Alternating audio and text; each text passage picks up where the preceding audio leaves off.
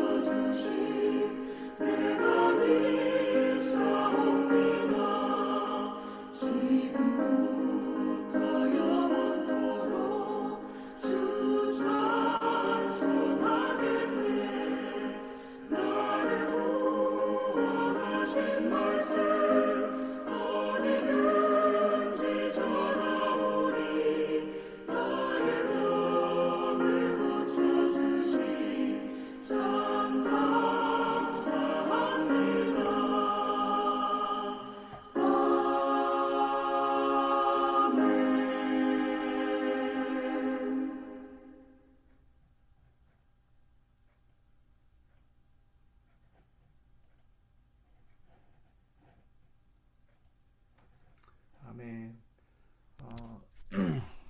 같이 함께 기도하겠습니다. 하나님 아버지 감사합니다. 오늘도 주님께서 우리 가운데 함께 하시고 특별히 이 새벽에 주님을 찬송하게 하시고 주님을 바라보게 하시니 감사합니다. 날씨가 춥고 그리고 눈이 와서 이렇게 우리가 온라인으로 하나님 앞에 예배드리지만 하나님, 우리의 마음은 온전합니다. 주님 앞에 깨어서 하나님 앞에 나아가기를 원합니다. 우리가 하루하루 주님과 함께 동행하는 삶이 되게 하시고 주님의 임재 가운데 주님의 사랑을 누리며 기뻐하며 우리의 영혼이 성장하여서 주님의 그 분량에 이르기까지 자라가는 거룩한 백성 삼아 주시옵소서. 예수 그리스도 이름으로 기도하였습니다. 아멘. 아멘. 아멘. 예, 아멘. 오늘 함께 말씀 보도록 하겠습니다. 말씀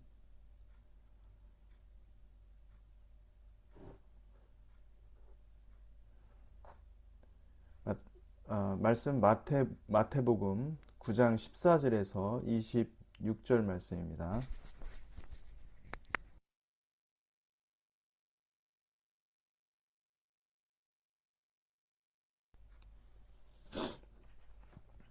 구 장 14절에서 26절 말씀인데 우리가 함께 마태복음 9장 14절에서 26절 말씀을 함께 읽도록 하겠습니다.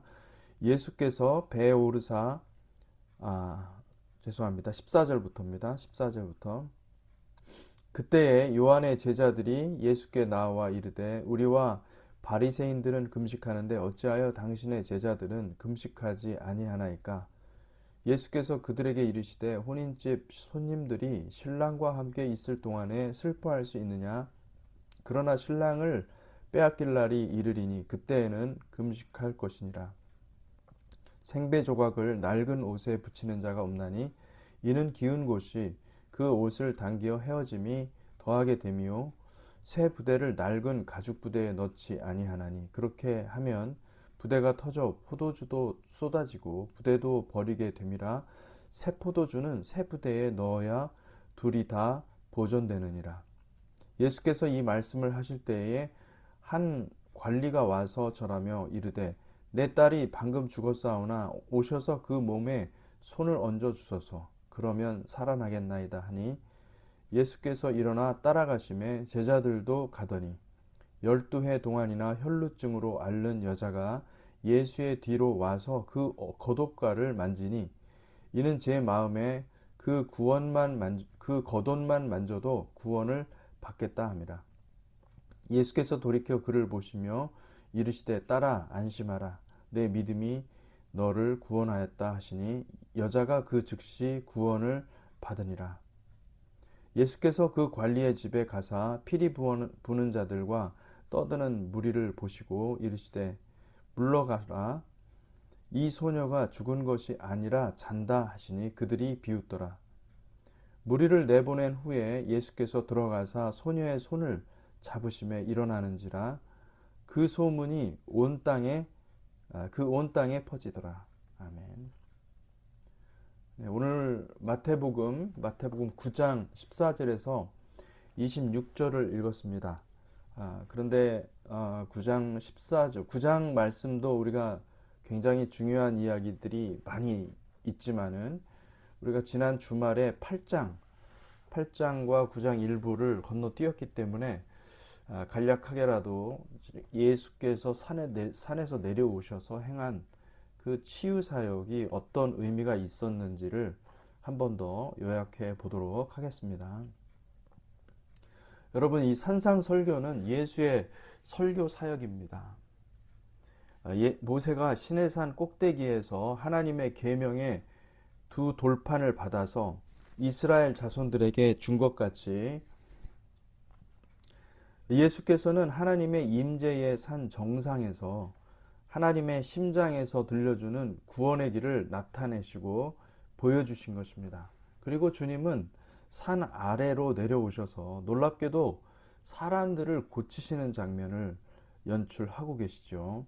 율법과 성전과 그리고 이스라엘로 대표되는 모세는 산기슭에서 하나님께서 직접 만들어 주신 두 돌판을 던져 깨뜨려 버렸습니다. 모세의 권위는 율법과 성전에서 나오는 것인데 그 이스라엘의 한계, 모세의 한계를 적나라하게 보여준 것이죠. 그러나 예수께서는 산 아래에 내려오셔서 놀랍게도 이스라엘 역사상 누구도 보여주지 못한 그 아버지의 사랑, 하나님 아버지의 사랑을 나타내셨습니다. 예수께서 산상설교를 마친 후에 설교를 들은 무리들의 반응과 같이 예수의 가르침에는 이 모세의 권위가 줄 수 없는 완전히 다른 위로부터 오는 권위가 있었다는 것이죠. 사랑하는 성도 여러분, 참된 권위가 어디에서 나옵니까? 바로 하나님의 사랑에서 나오는 것을 믿으시기 바랍니다. 사랑은 순종을 낳습니다. 인간은 사랑을 입력하면 순종을 출력하는 존재입니다. 아버지와 아들의 관계도 그러했습니다. 아들은 아버지의 사랑을 충만하게 받았습니다. 아들은 아버지의 사랑을 알기에 이 땅에 내려와서 십자가를 지시기로 순종하신 것이죠. 삼위일체 하나님을 우리가 머리로 이해하는 것이 쉽지 않습니다. 그렇지만은 여러분 이것 하나만을 기억하시기 바랍니다. 삼위 하나님은 서로 사랑과 순종과 권위와 능력이 끊임없이 교류하고 끊임없이 공유하는 분이심을 믿으시기 바랍니다. 아들은 아버지의 마음을 아시고 그리고 아버지의 사랑을 정확히 아셨습니다. 예수의 권위는 어디로부터 오는가? 예수의 권위는 아버지의 사랑으로부터 오는 것이었습니다. 예수의 십자가도 아버지 하나님의 사랑이십니다. 하나님의 사랑이 있었기에 아들의 십자가 순종이 있고 아버지의 사랑을 받은 성도들도 아들이 십자가에 달려 자신의 생명을 주신 것처럼 자기 십자가를 지고 주님을 따르게 되는 것입니다. 주님은 산상수훈 끝 무렵에 열매로 알리라 말씀하셨습니다. 여러분, 우리의 삶의 궁극적인 열매가 십자가에 달려 죽는 순교적 삶이 되시기를 축복합니다. 주님께서 산에서 내려오셔서 가장 먼저 하신 일은 나병 환자를 고치신 일입니다. 당시 유대 사회는 나병 환자나 유출병 환자와 같은 그런 부정이 심한 그런 자들을 격리해서 그들을 가까이 하지 않는 것을 불문율로 삼고 있었습니다. 그런데 예수께서는 부정이 심각한 자에게 손을 내미시는 것입니다. 이는 단순히 예수께서 불치병을 낫게 하시는 어떤 초자연적인 권능이 있는 분이라는 것을 나타내는 그런 사건이 아닙니다. 정확히 말하면 모세의 율법과 성전 시스템을 자랑하던 고대 이스라엘은 나병 환자를 치유하지 못하고 있었다는 영적인 진단을 하는 것이고, 더 나아가서는 모세의 율법과 성전 시스템은 더 이상 거룩한 생명으로 나아가는 길이 아니므로 율법과 성전 시스템 안에 살던 사람들은 이제 예수를 메시아로 받아들이고 십자가 사랑의 예수를 영접해야 한다는 강력한 메시지인 것입니다. 여러분, 예수가 우리의 소망입니다. 지금도 그렇습니다. 오늘날 거짓 이데올로기들이 교회 안에 침투해서 사람들에게 헛된 희망을 품게 하고 그리고 많은 것들을 어그러뜨리는 것을 보게 됩니다. 여러분, 우리 인간에게는 소망이 없습니다. 인간이 하는 모든 생각과 의도는 심히 부정하기 때문에 인간은 타락하고 헛된 것들을 만들어 놓고 그것을 섬기는 그런 우상 숭배자로 전락할 수밖에 없다는 것입니다. 여러분, 우리의 소망은 예수 그리스도임을 믿으시기 바랍니다. 율법은 기껏해야 우리를 정죄할 뿐입니다. 그러나 주님은 우리의 상한 심령을 치유하시고 죽었던 우리에게 부활 생명을 주십니다. 죄와 사망의 저주 가운데 우리는 완전히 나병 환자 같은 자였습니다. 그러나 메시아 예수께서 나병 환자에게 손을 내미신 것처럼 인생의 소망이란 전혀 없었던 저와 여러분에게 똑같이 손을 내미시는 것입니다. 이것이 아버지의 사랑이요. 이 생명을 주기 위해서 아들은 친히 이 땅에 내려오신 것입니다. 복음은 우리를 살립니다. 복음은 죽었던 우리의 영을 다시 일깨워서 하나님을 사모하고 하나님께 가까이 가고자 하는 열망의 불꽃에 기름을 붓습니다. 주께서 손을 내밀어서 나병을 치유하셨다면 하나님의 사랑은 우리의 심령의 모든 질병을 치유하는 줄 믿습니다. 주님의 권위는 정말로 놀랍습니다. 사람들이 주님의 가르침의 권위를 보고 놀란 것은 그 권위가 이전의 모세의 권위, 즉 율법과 성전의 권위와는 질적으로 달랐기 때문입니다. 율법은 사람에게 율법의 행위를 요구하였습니다. 나병 환자나 율법 환자는 유출병 환자는 격리되어 살다가 죽어야 했습니다. 부정한 자는 정하게 되려고 율법적인 의식을 행해야 했습니다. 그러나 주님은 어떻게 했습니까? 주님은 나병 환자를 치유하신 것입니다. 우리 주님은 내가 원한다. I am willing. 내가 정말로 원한다 말씀하신 것입니다.